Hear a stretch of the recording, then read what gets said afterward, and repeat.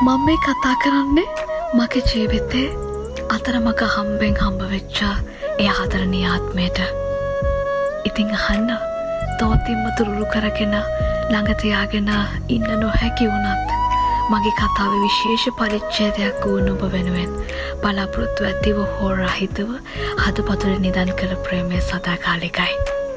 ඇත්තමයි මාව උලන මිනිස්සු 1000ක් මැත්තේ මාව නිවාලන ඔයාට මං සෑහෙන්න ආදරේ. ඔයා තරම් මේ ලෝකේ කිසි කෙනෙක් මට මගේ ජීවිතය ගැන ආදරයක් ඇති කරලා නැහැ. ඒ නිසා මේ බැඳීමට ආදරය කියන වචනේ මදි මට. ඇත්තමයි මං අදටත් දන්නේ නැහැ ඔයාට මගේ ආදරේ කොච්චර දැනෙනවද කියලා. ඒත් මීට කලින් කාටවත්ම මම මේ තරමට ආදරය කරලා නැහැ කියලා නම් මං හොඳටම දන්නවා. ඉතින් මං අන්තිමට ආදරය කරන්න ඔයාට ඇහෙනවද? මං ආදරේ ලිංගතෝ වැදගත්